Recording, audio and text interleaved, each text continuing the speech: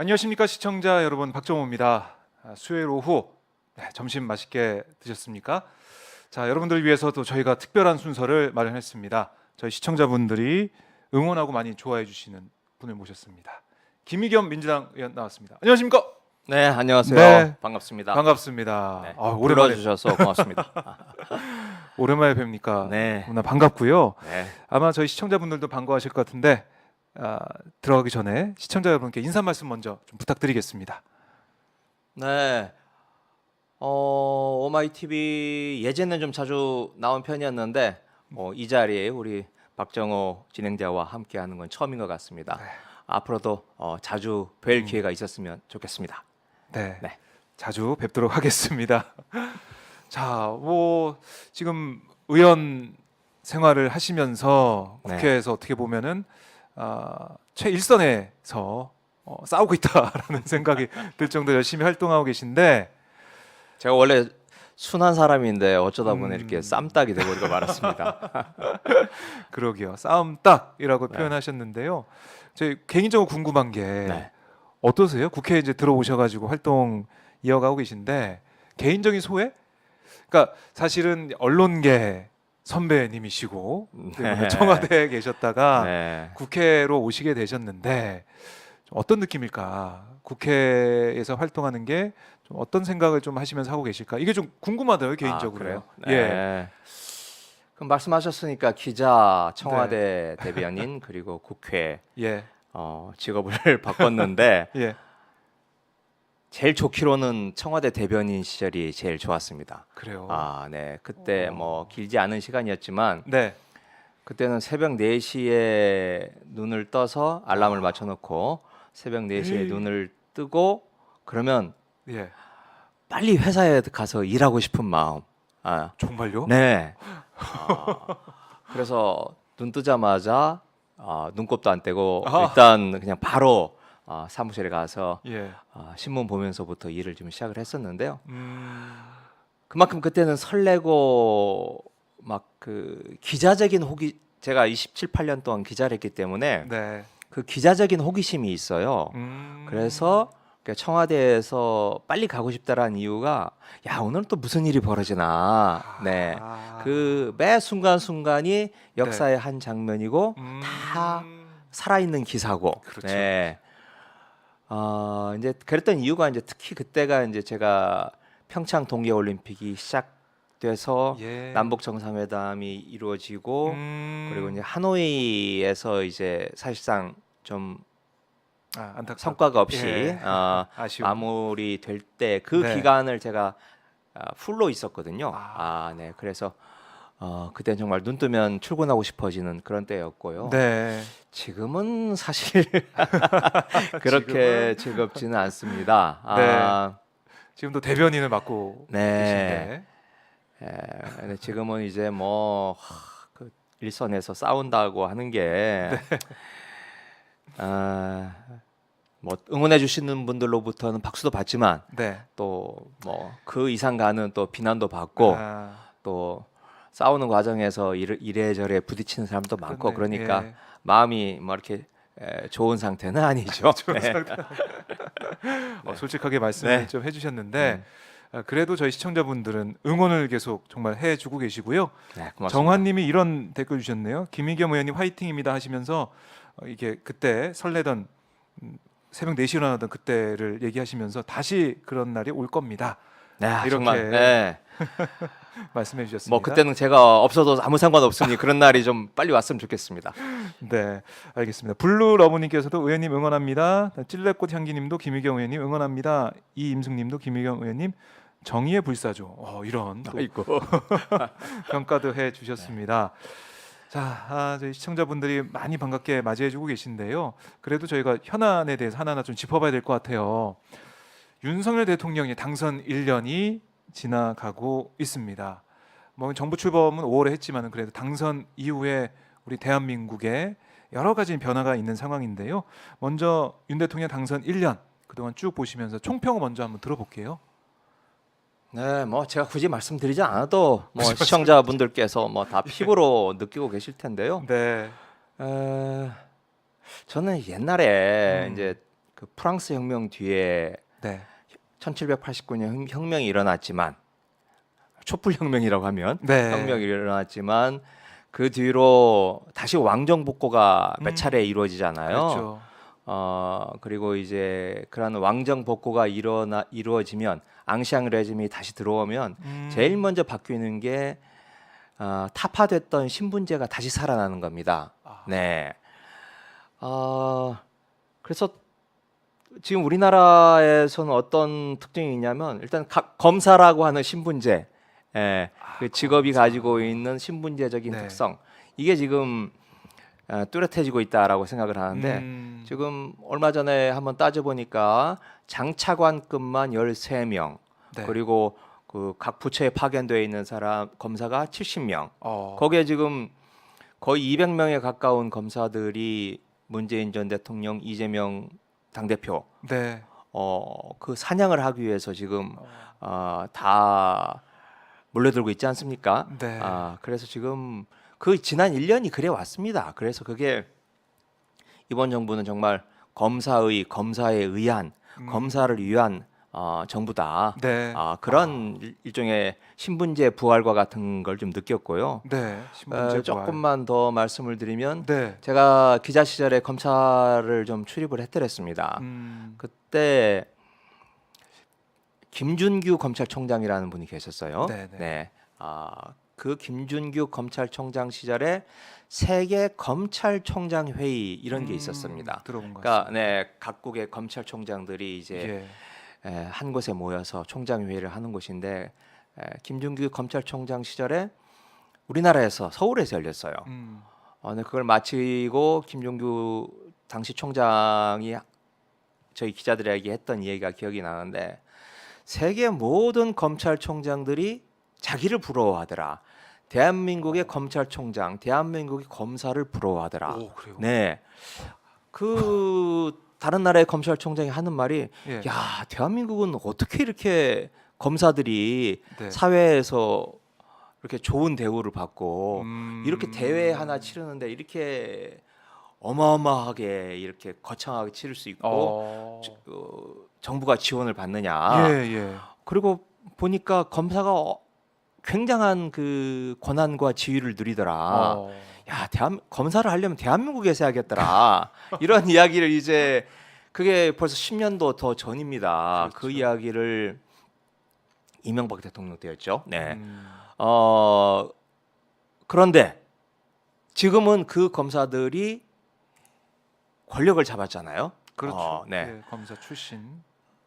이분도 제가 이번은 뭐 성함은 못 밝히겠습니다.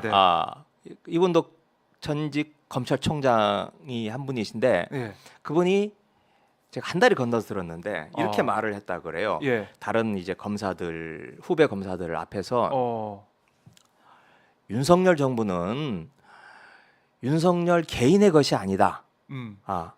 윤석열 정부는 우리 검찰 조직의 정부다. 우리 검찰의 정부다. 이게 꿈인지 생시인지 모르겠다. 내가 이것만 생각하면 눈물이 난다. 감격해서. 너무 좋았어. 너무 좋아서 감격스러워서 네. 그 이야기를 하셨다고 제가 한 달이 건너서 들었는데 네. 아까 제가 말씀드렸던 지난 1년은 정말 검사에 의한 검사를 위한 1년이었고 아마 이 정부는 그걸 천년만년 누리고자 이어가고자 지금 이재명 대표, 문재인 전 대통령에 대한 수사를 이렇게 계속하고 있다라고 생각을 합니다. 자, 이 검사 이 두 글자로 어떻게 보면 지난 1년이 압축될 수 있다. 그렇죠. 네. 이런 생각이 드는데. 검사란 말을 빼놓고는 설명이 안 되는 거죠. 네. 그러니까 이 저희 시청자분들도 말씀을 계속 하시는 게 뭐 외교는 외교, 안보는 안보, 민생은 민생 모든 분야에 있어서 전 정부보다 계속 못해지고 있다. 결국에는 뭐 눈 떠보니 후진국이다 이런 말이 회자가 될 정도로 많이 어렵다는 얘기를 하고 있는데요. 자, 그럼 원인 분석도 저 해보면은 그러면 결국에는 검사를 위한 그렇죠. 나라가 됐기 때문에 그렇다고 진단할 수가 있을까요? 이 검사 검사의 이렇게 속성을 보면요. 네. 전 이번에 정순신 사태를 보면서 그런 느낌이 좀 들었는데 제가 정순신 검사를 네. 좀 압니다. 아, 아, 그러세요? 네. 개인적으로 몇 번 만나본 사이예요. 네. 근데 이제 젊었던 시절이죠. 젊은 시절에. 젊은 시절에 정순신 검사는 제가 보기에 굉장히 순둥이고, 어. 네. 그리고 뭐랄까 정말 검사답지 않은 검사라는 느낌이 들었어요. 워낙 말하자면 얌전하고 순둥이고, 검사 느낌이 안 났다? 네. 그런 냄새가 하나도 없었어요. 예. 오히려 참 착한 사람이구나 이런 느낌을 제가 받았고 주변의 평도 그랬어요. 그래요. 그런데 그 얼마 안 되는 시간에 대한민국의 특권이란 특권은 모두 누리고 네. 무슨 나쁜 짓을 해도 다 서로 감싸주고 그리고 횡포를 부려도 그게 감싸지고 네? 이런 조직 문화 속에서 몇 년을 있다 보면 네. 그 검사가 누릴 수 있는 특권 그리고 약한 사람을 그냥 짓밟아도 되는 그 감각 네. 이런 것들이 그냥 자연스럽게 몸 안에 스며들어 버려서 사람이 그렇게 짧은 시간에 타락할 수 있구나. 자기 아들의 학폭 문제에 대해서 그렇게 가혹하게 이기적으로 해나갈 수 있구나. 라고 하는 것을 느꼈는데 네. 그런 한 단면과 함께요. 저는 뭐 윤석열 대통령 스스로 그런 얘기를 했죠. 수사권 가지고 뭐 보복하면 그 깡패지라고 얘기했는데 저는 검사와 깡패가 비슷한 측면이 있다고 생각을 합니다. 이게 뭘 말씀드리냐면 네. 겉으로 보기엔 굉장히 세죠. 그렇죠. 세지만 무섭고. 내면은 굉장히 좀 약하다. 그래서 겉으로는 강하지만 속으로는 약하고 강자에게는 굉장히 약하지만 또 약자에게는 굉장히 강한 이게 그 내면의 허약함에서 이제 비롯되는 거라고 생각을 하는데요. 네.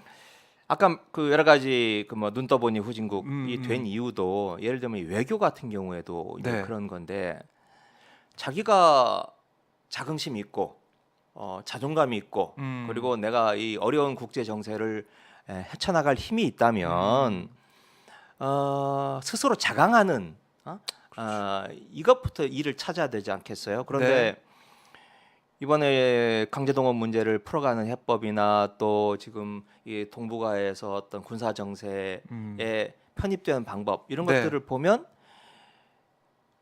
일본에 기대고 미국에 의존하고 이렇게 강자에게 의탁하는 방법으로 문제를 해결하려고 하는 이런 게 드러나 있다라고 생각을 하고 이번에 조금 전에 뉴스 보다 보니 제3자 변제 네. 그 해법 윤석열 대통령이 스스로 생각해서 만들었다고 자랑스럽게 이야기를 하지 않습니까? 예. 그런 행태 자체에 대한 부끄러움이 없는 거죠. 아하.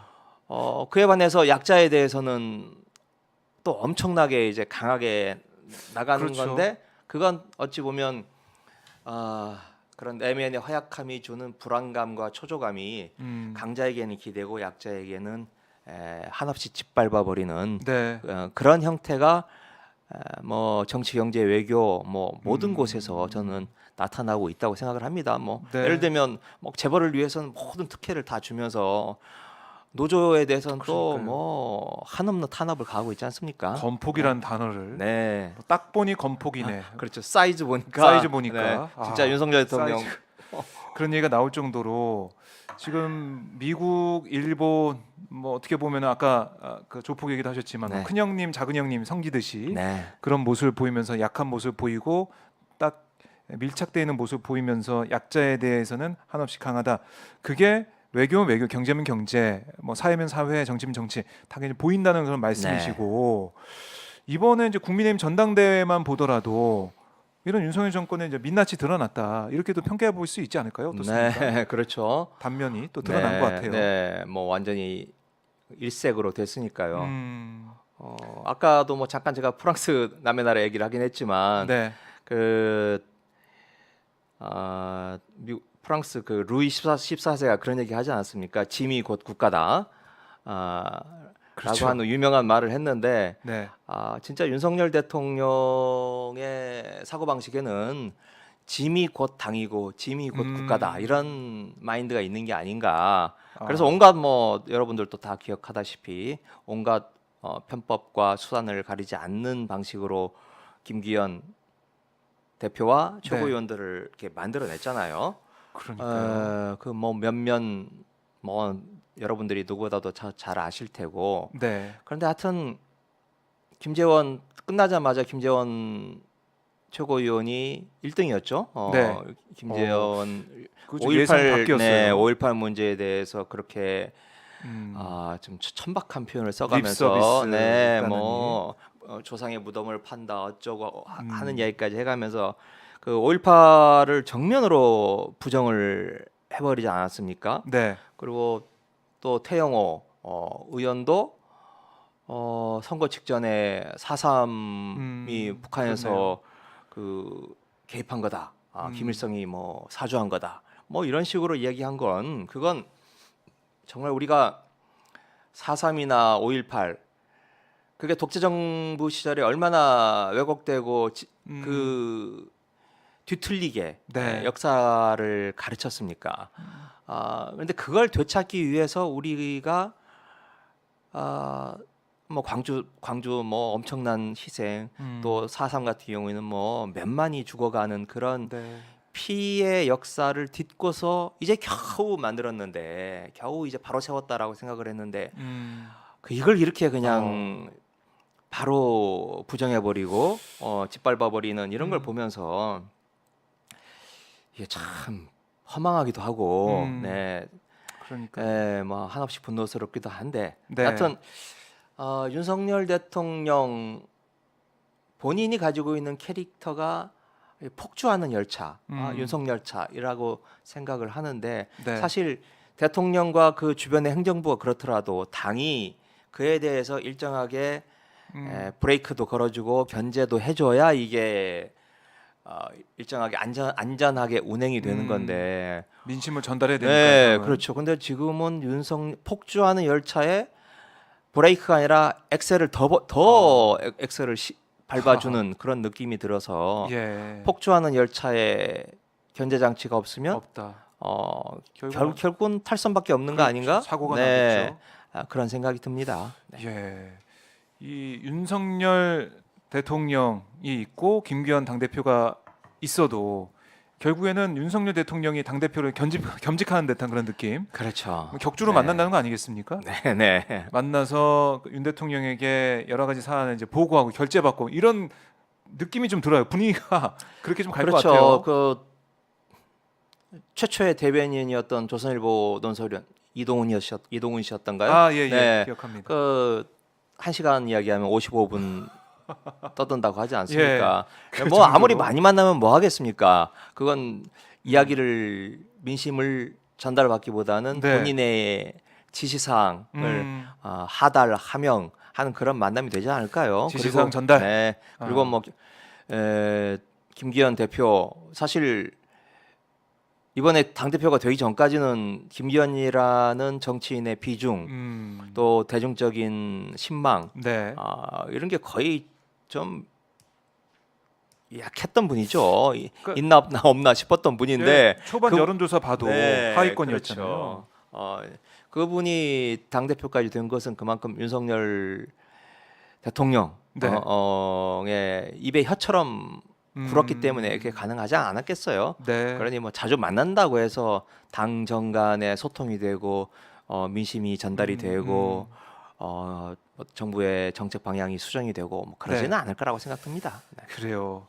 자, 뭐 윤 대통령 얘기가 나왔으니까 좀 더 이어가 보면 강제동원 이 제3자 변제안. 네. 결국에는 정부가 지난주에 발표를 했고 그 후에 이제 바로 이어서 한일 정상회담 가고 있는 상황인데 윤 대통령 그런 얘기를 하고 있어요. 내 공약을 지킨 거다. 네. 미래를 위한 결단이다. 이런 주장을 펼치고 있는데 아무래도 사실 의원님께서도 이 외교 분야에는 상당히 좀 뭐 관심도 깊고 네. 잘 들여다보고 계시는데 이거 어떻게 평가합니까? 이런 정부의 안, 또 윤 대통령의 이런 주장 어떻게 보고 계세요? 네, 뭐 여러분들 다 아시다시피 뭐 그냥 일방적으로 양보하고 뭐 다 내준 거죠. 다 내줬다. 네, 네, 다 내준 거고. 이번에 언론 보도 나온 거 보니까 일본에 있는 학자들도 일본의 교수들도 네. 야 한국이 이렇게까지 양보를 할 줄이야. 일본에서? 네, 일본 일본조차도 교수들이. 그렇게 놀랄 정도로 예. 우리로서는 뭐 완전히 다 내준 거죠. 음. 다 내준 건데 그러면 이제 내줬으면 그래도 뭔가 반대급부가 있어야 되지 않겠습니까? 네, 지금은 내주지만 네. 앞으로 한일 간의 음. 문제에서 우리가 얻을 게 뭘 얻을 수 있을까? 뭘 얻을 수 있을까? 네, 이게 있는데 지금 몇 가지 현안들이 있습니다. 예를 예. 들면 뭐 후쿠시마 방류라든지 네. 또 지금 또 일본이 독도를 자국의 영토로 편입을 하지 않았어요. 또 지금 저 마라도 밑에 칠광구 지금 예, 예. 그것 한일 간의 얘기해야죠. 공동 개발하기로 한 협정의 문제도 있고요. 네. 또 지금 지소미아 지소미아. 도 있고 한 뭐 4대까지 지금 현안들이 있는데 음. 내일 가나요? 내일 갑니다. 내일 가죠. 네. 1박 2일. 내일 가서 과연 네. 이런 문제들에 대해서 현안에 대해서 무슨 약속을 받아올 수 있을까? 저는 우리 국민들께서 네. 한번 이번 강제 동원 문제도 강제 동원 문제지만 이런 문제들에서 윤석열 대통령이 뭘 가져올 수 있는지 네. 한번 좀 주의 깊게 봐줘야 될 텐데요. 저는 어떻게 예상하세요? 부정적으로 생각을 합니다. 부정적이다? 네, 윤석열 대통령의 지금까지 태도나 말을 해온 걸 보면 네. 그런 성과보다는 오히려 아까 제가 말씀드렸듯이 미국을 중심으로 한 한미일 삼각 군사 동맹을 만들어가고 그리고 이제 그걸 통해서 중국을 네. 견제하고 공격하는데 우리가 제일 앞장서게 되지 않을까? 음. 그로 인해서 발생하는 피해를 우리 국민들이 고스란히 받게 되지 않을까? 네. 이런 이제 우려를 하게 됩니다. 그래서 지금 미국이 구상하고 있고 일본이 압박을 가하고 있는 것 중에 하나가 이제 쿼드, 쿼드에 우리가 한 발 들여놓는 것. 네. 네. 그리고 지금 또 요미우리였나 아사히였나 보니까 한미일 해구산 협정 이렇게 해서 물론 뭐 해구산이라고 하는 것은 뭐 우리가 들어가야겠지만 거기에 네. 일본과 같이 들어감으로 인해서 한미일이 하나의 군사 동맹으로 묶이고 우리가 원치 않는 네. 전쟁의 소용돌이로 끌려갈 수 있는 그러한 그러한 구도로 이번에 가서 네. 혹시 약속을 하지 않을까라고 하는 걱정이 저는 좀 높습니다. 그래서 크다. 네, 이번에 가면 어디 무슨 오므라이스 집에 가서 네, 긴자. 네, 긴자에 있는 네. 오므라이스 집에 가서 만찬을 한다는데 야 정말 그냥 오므라이스 한 그릇 얻어먹고 너무나 많은 걸 내주는 게 아닌가 네. 이런 걱정이 있고요. 그리고 바로 다음에 이제 4월에 또 바이든하고 만나지 않습니까? 네, 4월 26일에. 네, 근데 바이든하러 만나러 가서도 미국과 일본이 지금 우리에게 요구하는 것은 그런 군사적인 시스템을 그렇죠. 갖추고 중국 거기에 견제하고. 거기에 미국의 인도 태평양 네. 인태 전략에 우리를 그 장기 말로 끼워 끼워 넣어서 네. 중국과의 전선에서 제일 천병 역할을 하게 지금 시키려고 하고 있는데 네. 그런 위험한 구도에 들어가지 않을까? 미국에 가면 또 무슨 약속을 하게 될까라고 하는 걱정이 있습니다. 사실은 미국에 가면 반도체, 그렇죠. 또 배터리 네. 이런 문제가 지금 굉장히 우리 경제에 지금 크나큰 걱정입니다. 걱정인데 네. 그에 대해서 얻어오는 것 대신에 군사적인 것만 내주고 오는 게 아닐까 이런 걱정이 앞섭니다. 그런데 이제 그러면 그럴수록 일본과 미국은 막 의전은 최고로 잘해주겠죠. 네, 가장 화려한 의전과 어떤 그 정상들끼리의 네. 우정을 과시하는 그래서 그걸 한번 봐주시기 바랍니다. 그래서 우리 네. 국민들이 바이든 또 일본 총리 이런 사람들이 얼마나 환대하고 얼마나 성대한 만찬과 네. 화려한 카퍼레이드와 이런 게 많으면 많을수록 우리가 많이 뺏기는구나.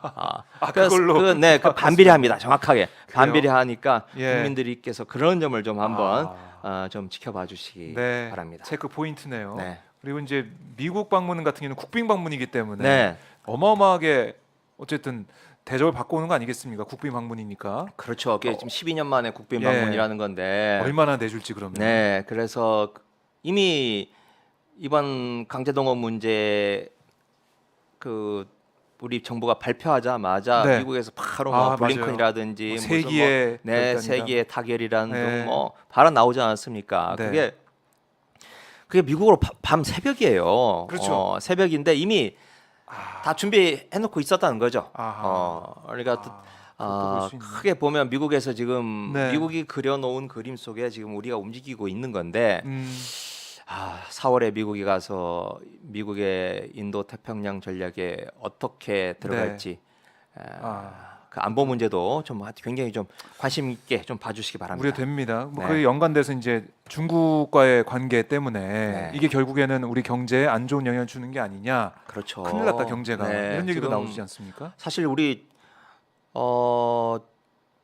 마늘 파동 하나만으로도 우리가 얼마나 큰 기억납니다. 어려움을 겪었습니까? 네. 지금 뭐 중국과의 무역량이 미국, 일본 합친 것보다 더 큰데 지금 우리 지금 올해 경제 성장률이 1% 뭐 이쪽 저쪽 예, 이렇게들 예상을 하지 1.6%, 않습니까? 1.5%. 1.6, 1.7 그러던데. 네. 야, 과연 지금 이렇게 어려운 경제 상황을 이런 식으로 헤쳐나갈 수 있을까? 네. 그냥 정말 섭을 지고 불 속으로 뛰어드는 거 아닌가 하는 그런 걱정이 앞섭니다. 네. 네. 고스란히 그 고통은 국민들이 지게 될 그렇죠. 터인데요. 그 고통은 뭐 진짜 하루하루 네. 먹고 살기 힘든 분들이 제일 큰 고통을 지게 되는 거죠. 그렇습니다. 그리고 이것도 하나 좀 여쭤보고 싶은 게 네. 이제 언론에 계셨으니까 언론사에 요미우리 신문이 오늘 보도한 거 네. 요미우리 신문의 38면 중에 네. 9면을 윤석열 대통령 인터뷰로 채웠다는 거 아니겠습니까? 그렇게 되나요? 저도 그건 못 네. 봤습니다. 9면을 이야. 다양한 주제로 해서 정말 빼곡히 채워놨다고 하는데 이게 신문사에서 가능한 건가요? 이게 예. 말하자면 환대죠. 아까 제가 이게 말씀드렸던 환대인가요? 이게 환대죠. 야, 대한민국 역사에서 우리나라 대통령을 대통령. 그렇게 요미우리라면 일본에 그래서 제일 많은 부수. 제일 많이 부수를 발행하는 곳인데. 네. 그러니까 요미우리의 그 성향이 있죠. 네. 그러니까 최대한으로 지금 대접을 해주고 있는 거죠. 네. 이건 뭐 특히 일본 언론은 이 일본 정부 내각과 아주 그야말로 서로 기브앤테이크가 잘 이루어지는 곳이어서 요청을 하면 받아주고 그래요. 또 얻을 건 또 얻고 하는 그런 관계로 유명한 그 언론 풍토가 있는 나라인데 네. 저도 지금 처음 들었습니다. 9개면이나 할애했다는 건 네. 그만큼 우리가 이제 많이 내줄 거다라는 생각도 좀 하고 우리나라 있는 게 아닌가, 일본에서. 언론에서도 뭐 네. 예를 들면 바이든이든 누구든 왔을 때 그렇게까지 안 하죠. 9개면이나 네. 야, 이건 뭐 굉장한 파격인데요. 네. 파격적인 그만큼 우리가 대접을 그만큼 준다. 많이 지금 내줬고 뺏겠다라고 하는 걸 보여주는 반증이라고 할 수 그래요. 있겠죠. 네, 이것도 뭐 걱정스러운 부분이고 자, 이 한일 정상회담 내일 이제 진행이 되니까 저희가 지켜보고 또 평가할 부분이 있으면 평가를 해보도록 하겠습니다. 자, 그리고 의원님 이제 의정 활동을 하면서 많은 분들이 응원하고 계시고 또 관심 있게 보고 있는 부분 한동훈 법무장관과의 설전. 이게 뭐 진보 유튜브든 뭐 보수 유튜브든 이런 설전이 한번 있고 뭔가 질의응답이 있으면은 꼭 영상이 올라오고 또 많은 사람들이 봐요. 뭐 진보 진영의 사람이든 보수 진영의 사람, 아이고, 국민들이 네, 많이 네. 관심을 가지고 네. 있는 부분인데 왜 이렇게 한 장관과의 설전이 주목받는다고 보세요? 어떻게 좀 생각하세요? 이 부분들은.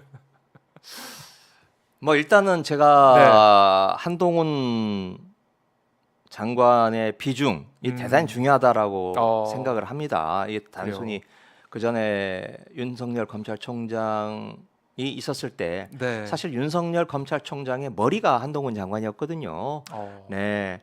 머리. 그러니까 두뇌죠, 두뇌. 두뇌. 네. 음. 그래서 특히 뭐 법무부 장관이라 직접 수사에 개입은 못한다라고 본인이 입으로는 그렇게 말을 하지만 네. 뭐 이러저러한 징후, 뭐 문화 이런 걸 보면 한동훈 장관이 사실상 설계하고 어. 지휘하고 사령관 역할을 하는 거죠. 지금 그래요. 검찰 수사에. 음. 이제 그렇기 때문에 한동훈 장관의 문제점에 대해서는 우리가 냉철하게 짚어야 된다라고 저는 생각을 하고 있고요. 네. 그런데 뭐 그걸 이제 저 많은 분들이 관심을 가져주시는 것은 제가 무슨 특별히 유별나서 그렇다고 생각하지는 않습니다. 네. 저야 뭐 그런데 한동훈 장관이 유별난 거죠. 한동훈 네. 그 저는 그냥 제가 하는 질의가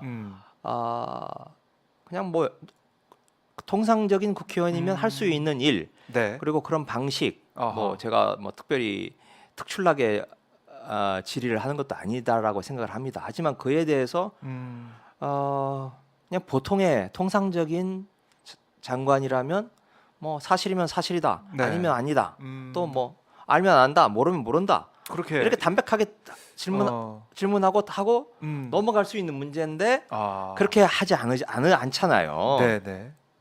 아주 격정적이고 격렬하게 막 뭘 걸라 그러고 말이에요. 네, 네.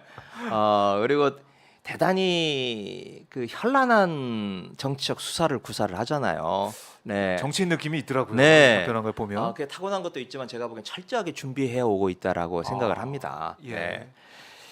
이제 그러다 보니 뭐 사실 그런 대한민국 정부 수립 이후에 어느 부처를 막론하고 네. 그런 장관을 우리가 겪어보지를 못하지 않았습니까? 네.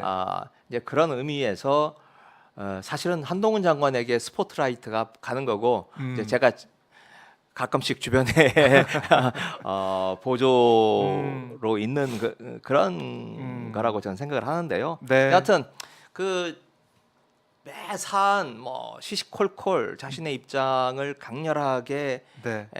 말을 하다가도 음. 또 자기가 또 불리한 거 있으면 또 쏙 빠집니다. 특히 그걸 이번에 느끼셨군요. 정순신 국가수사본부장 예, 맞아요, 맞아요. 검증의 책임이 본인한테 있음에도 불구하고 뭐 말을 참 희한하게 희한하게 하던데요. 했죠. 예, 예. 네, 아주 그냥 쏙쏙 빠져나가게. 아리송하게 네. 책임을 지겠다는 건지 안 지겠다는 지겠다는 건지 거지. 예. 네 그런 방식으로 피해가고 있는 것들에 대해서는 하여튼 한동훈 장관의 뭐 개성이 드러나는 거라고 생각합니다. 네. 네. 자, 앞으로도 뭐 의정 활동 가운데서도 한동훈 장관과 좀 맞닥뜨릴 텐데 한 장관이 10억 민사 소송도 제기했다. 그러니까 어떻게 보면은 법적으로도 압박을 가하고 있는 상황이라서 네. 저희 뭐 시청자분들도 아마 걱정하실 것 같아요. 네. 이게 좀 압박이 돼서 의정 활동에 방해가 되지 않을까? 네. 뭐 또 그런 걱정하지 얘기. 마십시오. 제가 뭐 그런 거 가지고 저 주눅 들거나 아. 위축되지는 않습니다. 근데 예. 좀 귀찮죠. 귀찮다? 좀 귀찮은 게 아니라 좀 많이 귀찮죠. 왜냐하면 한동훈 장관이 저한테 건 게 형사와 민사 두 가지입니다. 형사. 네. 그래서 예. 민사는 이제 10억짜리를 걸었으니 10억. 네. 그 은근히 신경이 쓰이죠. 뭐 저는 말만 뭐 들어도 떨립니다. 네. 10억. 그래서 일단 지난해 연말인가 네. 올 총가에 이제 그 소장이 왔어요. 소장이 아. 법원을 통해서 이제 저한테 와서 예. 정식으로 이제 소송이 제기가 된 거죠. 그래서 내용을 보니 뭐 그냥 저 혼자 개인적으로 처리할 수 있는 문제는 아니기 때문에 이제 변호사를 돈 주고 샀죠. 네, 이제 그런 것들이 다 사실은 비용과 시간과 뭐 이런 것들이 번거롭고 또 자칫 잘못됐다가는 뭐 이거 진짜 10억. 뭐 그럴 일은 없다고 생각합니다만은 얼마라도 뭐 물어줘야 된다거나 뭐 이러면 이제 이런 것들이 다 심적 압박을 네. 가하기 위한 이른바 전략적 봉쇄 소송이라는 게 이런 거죠. 네. 그런 그런 게 전략적 있고요. 봉쇄를 하고 있는 거다. 네, 그렇죠. 네. 그리고 이제 형사도 같이 걸었는데 네. 서초 경찰서에다 걸었어요. 어. 거기다 이제 고소를 한 거죠. 네. 그래서 서초 경찰서가 저하고 더 탐사의 강진구 기자를 네. 같이 걸었는데 강진구 기자는 그냥 엄청 지금 괴롭히고 있지 않습니까? 그래서 다른 뭐 건으로도. 네. 아니 이 건으로도 이 건으로. 뭐 압수수색도 수십 차례 하고 네. 영장도 2번이나 쳤다가 다 2번 다 기각당하고 기각이 되고. 네. 그렇게 난리법석을 벌이는데 네. 저한테는 아무런 이런 방구가 없었어요. 이 어. 형사는 네. 그러다 최근에서야 이제 연락이 왔습니다. 서초 경찰서에 조사받으러 연락이 와라? 와서 예. 출석 요구서를 보내겠다. 아. 출석해달라고 한 요구서를 보낼 테니 네. 어디로 보내면 되느냐 음. 이렇게 문의가 왔습니다. 네. 그래서 일단 뭐 사무실을 보내라라고 아, 했으니 출석 요구서를 보고 제가 이제 어떻게 대처할지는 보고서 한번 생각을 해볼 생각입니다. 야, 이게 이 소송이라는 네, 게 이거 뭐 왔다 갔다 불려가고 이제 그런 그러니까요. 거죠. 그런데 하여튼 제가 지난 대통령 선거 때부터 네.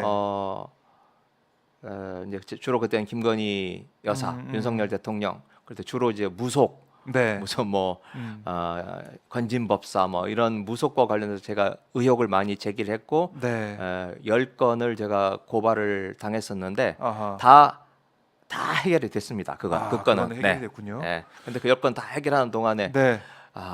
좀 많이 힘들었죠. 아. 네, 그 다 법적으로 처리하느라고. 근데 네. 특히 이 지금 아까 초반에 언급해 주신 것처럼 지금 정권이 이제 검찰의 정권, 요직에 이제 검사 출신이 많이 네. 있는 상황이기 때문에 법에 대해 잘 아는 사람들이 포진해 있다는 거 아니겠습니까? 그렇죠. 그러니 이제 뭐 그걸로 법기술 법으로 음. 괴롭히고, 네. 그런 상황이다.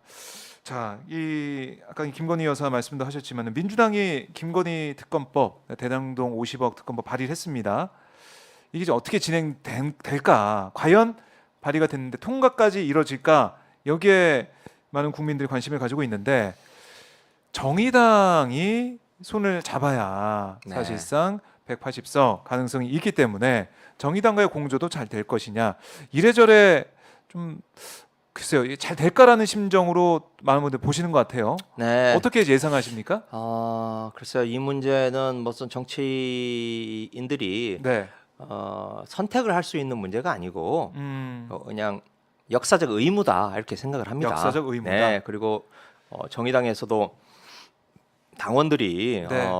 아주 열화와 같이 이 문제를 받아들여야 된다라고 하는 요구가 올라오고 있지 않습니까? 그래서 저는 정의당 의원님들도 약간의 이제 뭐 기술적인 문제, 네. 절차적인 문제 때문에 조금 이견은 있습니다만은 결국은 같은 마음으로 네. 같이 가게 될 거라고 생각을 하고요. 음. 그러기 위해서 지금 우리 원내대표 박홍근 원내대표, 뭐 진성준 수석 등이 열심히 물밑으로 지금 논의를 진행 중인 것으로 알고 있습니다. 결국 이제 네. 국민들이 원하는 거기 때문에 뭐 정의당이든 뭐 어떤 네. 뭐 정치 세력이든 함께 손을 잡을 수밖에 없다. 네.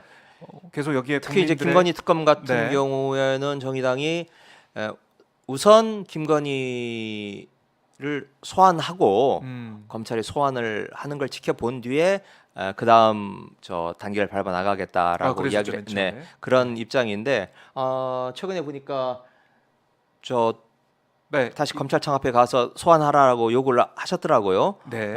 이제 그걸 보면 이제 어찌 보면 제가 보기엔 그게 이제 최후 통첩으로 최후 통첩. 네. 이렇게까지 했는데도 소환을 안 해? 그럼 네. 이제 그 다음에 우리 특검 밟을 수밖에 없다라고 하는 수순으로 그렇게 보입니다. 네. 자, 이 김건희 여사에 대한 검찰의 수사는 아직까지 없는 것이고 뭐 이렇게 특검법이 발의가 되니까 검찰 발로 이제 기사가 나오는 게 아니 뭐 다 지금 조사하고 있고 소환 조사 포함해서 다 염두에 두고 있다. 그러니까 소환할 수도 있다 이런 취지의 또 얘기도 검찰이 하더라고요. 그러니까 그런 기사가 나오다 보니까 국민들은 소환할 것 같은데 특검법이 너무 빠른 거 아니야 이렇게 생각할 수 있을 것 같고 검찰의 이런 태도 변화 아니면 언론 이 플레이라고 할까요? 이런 좀 어떻게 보세요? 글쎄요, 뭐 저는 여태까지도 소환을 못했는데 소환을 할까? 네, 저는 못할 거라고 그럴 생각하고요. 가능성이 있다. 하더라도 오히려 정말 면죄부를 주기 위한 형식적인 네, 조사에 그칠 가능성이 높기 때문에 네.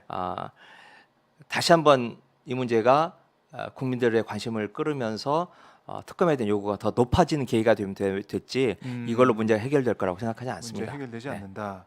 그러니까 이 김건희 여사에 대해서만 여러 가지로 글쎄요, 검찰 수사기관도 그렇고 제대로 수사하지 않고 있고, 대신 뭐 이재명 대표는 뭐 300번 넘게 압수수색할 네. 정도로 네.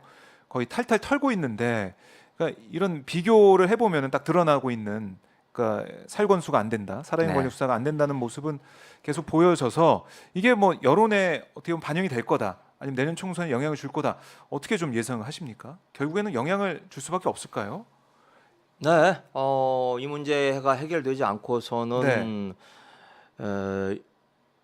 이재명 대표도 문재인 대통령에 대한 수사의 정당성을 뭐 그 자체로도 안 되지만 조금 더 희석시킬 수가 없기 때문에 네. 영향을 미칠 거라고 생각을 합니다. 영향을 네. 미칠 거다. 자, 뭐 이재명 대표 체포동의안이 지난번에 이제 국회에 와서 부결 처리는 됐지만은 거기 뭐 가결 표수나 네. 뭐 무효표, 기권표 이런 것 때문에 뭐 당내에서 여러 가지 얘기가 좀 있었는데, 의원님은 좀 어떻게 내년 총선 좀 전망하시고 당에서 어떻게 좀 준비해야 된다고 생각하시는지 이것도 좀 궁금합니다. 네, 언론이나 또 우리 당내 의원님들이 뭔가 빨리 해법을 내놔라. 이렇게 좀 다그치고 계시죠. 다그치고 다그치고 계시는데 예.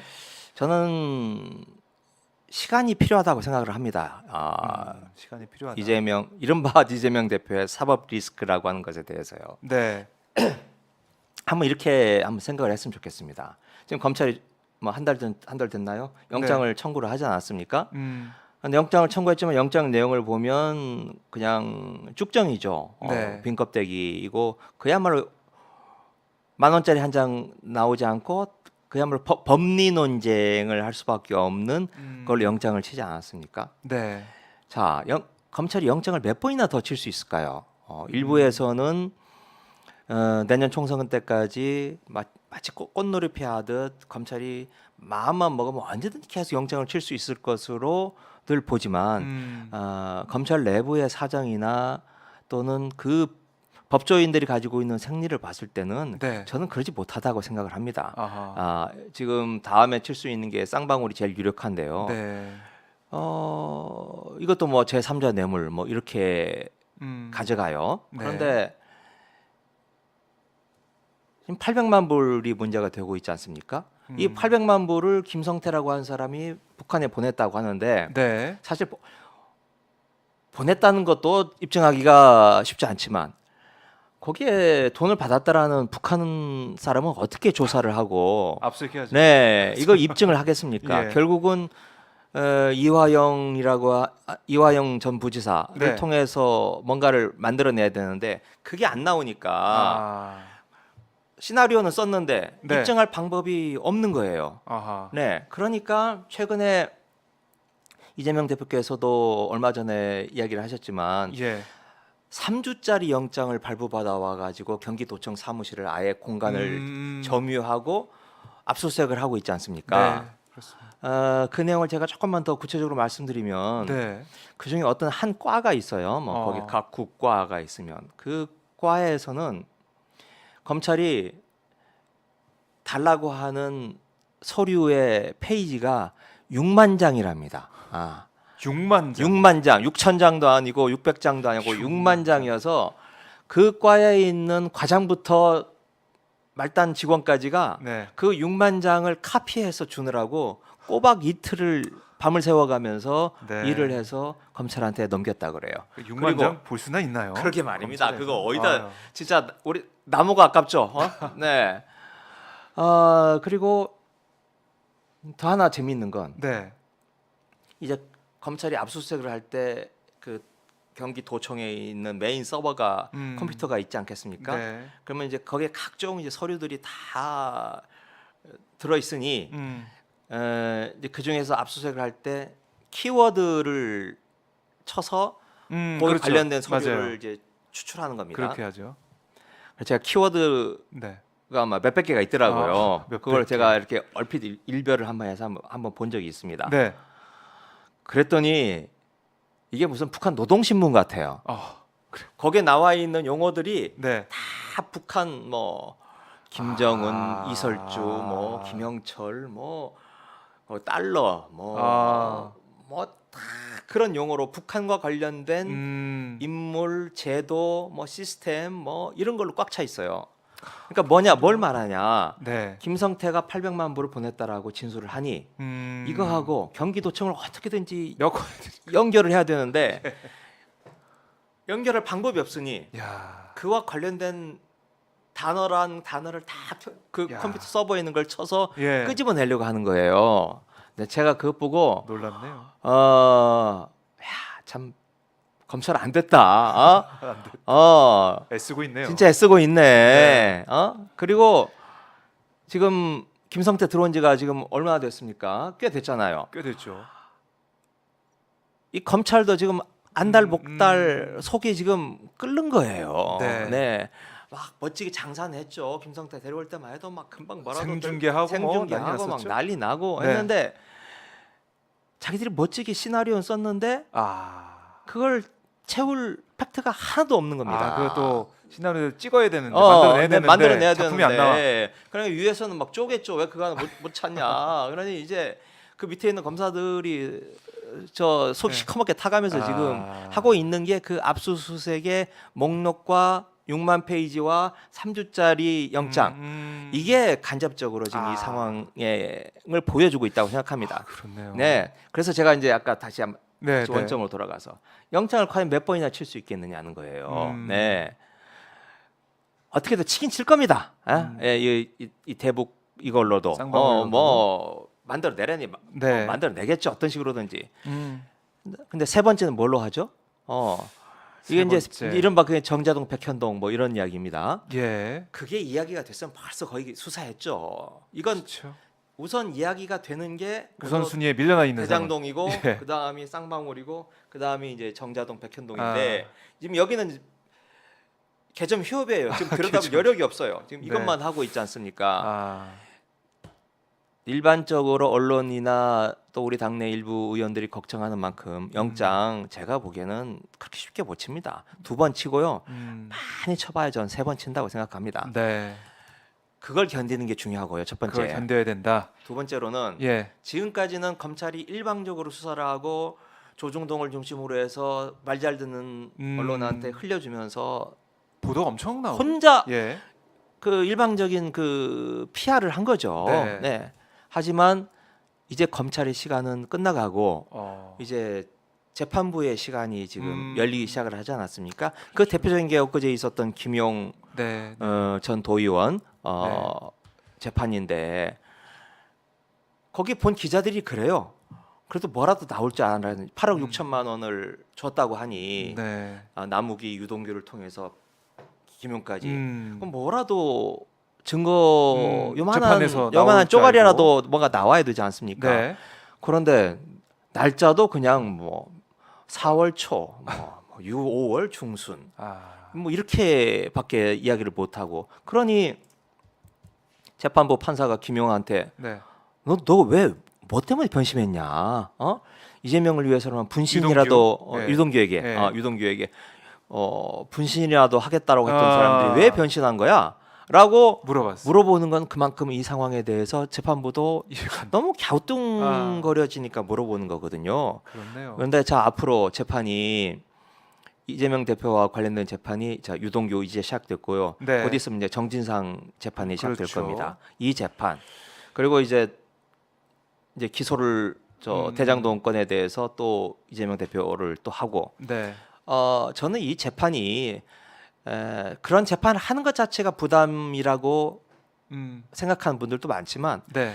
그 재판을 통해서 진실이 다는 안 밝혀지겠지만 진실이 조금씩 더 검찰이 일방적으로 주장했던 것과 다른 어떤 면모들이 드러나면 이제 역풍이 분다. 예. 새로운 상황이 생긴다. 음. 진실의 순간이 거짓의 순간은 지나가고 이제 진실의 순간이 다가오기 시작을 한다. 네. 그러니 좀 인내심을 발휘해서 참고 견디고 아, 버텨내자. 예. 그리고 그건 참고 견디고 버텨내는 것은 이재명 대표뿐만 아니고 우리 민주당 의원들이 같이 이렇게 어깨를 곁고 같이 해줘야 되고 또 우리 당의 지지자들, 네. 당원들도 같이 그런 인고의 시간을 예. 좀 같이 버텨내야 된다 이렇게 생각을 합니다. 그럼 내년 총선 네. 저는 충분히 이길 수 있다라고 생각을 합니다. 아직 시간이 많이 있기 때문에. 그렇죠. 야, 이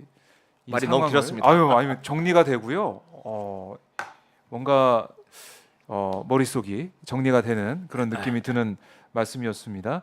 자, 내년 4월 총선 뭐 재판 기소가 돼 재판이 진행된다고 하더라도 재판 과정에 있을 때, 그러니까 1심 결과도 나오기 힘든 그런 시간인데 네. 과연 국민들이 어떤 판단하게 될지 좀 봐야 될 것 같고요. 그리고 아까 이제 저희 오전에 있었던 일정인데 잠깐 좀 여쭤보면 김기현 대표와 이재명 대표가 만났어요. 네. 이재명 대표가 김기현 대표의 접견을 대표실에서 네, 그렇죠. 했는데 네. 저는 또 화면 통해서 봤는데 분위기는 굉장히 화기애애하더라고요. 김기현 대표가 이재명 대표한테 뭐 격주로 좀 만나서 식사를 네. 하고 네, 이렇게 네. 민생에서 노력하자 네, 네. 이런 얘기하고 이재명 네. 대표도 민생에 대해서 얘기하면서 대선 때 공통 공약 이런 것들을 우리 협의해서 한번 해보자, 비상경제회의 여야가 함께 해보자 이런 얘기도 하시던데, 자, 여야의 협치 좀 물꼬가 트였다고 보십니까? 어떠세요? 기대하지 않습니다. 기대하지 않습니다. 저는 네. 김기현 대표가 실세 대표라면 그러면서 네, 실세 대표라면 정치력을 발휘해 볼 수 있겠죠. 네. 그런데 뭐 아니라는 건 온 국민이 다 알고 있지 않습니까? 그리고 이재명 대표와 문재인 전 대통령에 대한 이 검찰 수사 이거 총선 때까지 계속 끌고 가겠다라고 하는 것은 이미 윤석열 한동훈 체제에서는 뭐 아주 기본적인 전략이기 때문에 네. 김기현 원내대표가 여기서 뭐 발휘할 수 있는 정치력을 발휘하려고 하는 의도 자체가 있는지조차 저는 의심스럽지만 설사 그런 생각이 있더라도 네. 김기현 원내대표가 할 수 있는 여지는 없다라고 생각을 합니다. 알겠습니다. 이게 깔끔하게 정리를 또 해주셨고요. 자, 오늘 이 김의겸 의원 저는 이제 여기서 처음 제가 인터뷰 진행하니까 많은 분들이 반겨주고 계신데요. 의원님 말씀 멋져요라는 정명님께서 댓글 주셨고 이은숙님도 김의겸 의원님 응원합니다. 그리고 맞습니다. 뭐 멋쟁이 이런 너야너님의 댓글도 고맙습니다. 있고 네. 인기가 많으시네요, 의원님. 네, 오마이 TV를 통해서 종종 자주 뵙도록 네. 하겠습니다. 네, 고맙습니다. 자, 그래도 그냥 가기 아쉬우시니까 끝으로 못다 하신 말씀이시나 시청자분들께 하고 싶은 말씀 있으면 제가 마지막으로 듣도록 하겠습니다. 네, 아까 제가 조금 전에 뭐 드렸던 말씀인데 그 유시민 작가, 네, 제가 참 좋아하는 분인데, 네. 그 이재명 대표에게 수모를 견디는 힘, 그런 표현을 쓰셨더라고요. 네. 그런데 그 전에 우리 유시민 작가님이 하셨던 말씀 중에 제 가슴에 남는 말이 그런 게 있어요. 짐승의 비천함을 감수하면서 야수의 탐욕과 싸워서 그리고 성인의 고귀함을 이루는 일. 이게 정치다. 다시 한번 말씀드리면 정치란 짐승의 그 비천함, 비루함을 감수하면서 네. 그리고 이 야수의 탐욕 그런 거악과 싸우고 그래서 성인의 고귀함을 이루는 일. 이게 정치다. 라고 하는 말을 유시민 작가께서 하셨어요. 어렵네요. 네. 어렵죠. 예. 네. 그래서 이제 그 말을 한마디로 수모를 견디는 힘 이렇게 이번에 표현을 해주신 것 같아요. 네. 그걸 이제 이재명 대표뿐만 아니라 민주당 또 민주당을 사랑해 주시는 분들께서 그런 마음을 좀 가져주시고 그리고 이건 뭐 신영복 선생님이 하신 말씀인데. 네. 이렇게 누구를 돕는다는 것은 이렇게 우산을 씌워주는 게 아니라 비를 같이 맞는 일이다. 네, 그런 말씀도 하셨는데 그런 마음으로 이 어려움을 어떻게 이겨내겠습니까? 이 어려움을 어떻게 세상을 헤쳐나갈 수 있는 어떤 한계는 있는 거거든요. 네. 그러면 이 어려울 때는 그냥 그냥 비를 맞을 수밖에 없는 거죠. 뭐 저쪽에서 저렇게 칼 휘둘고 막 저 휘둘러 대는데 뭐 그냥 맞을 수밖에 없는 거잖아요. 네. 그런데 막 비를 맞는 마음으로 같이 비를 맞아주는 마음으로 같이 견디고 이겨내고 같이 아파해 주는 것. 네. 그게 이 시대를 견뎌내는 넘어가는 그런 방법이라고 생각을 합니다. 네. 네.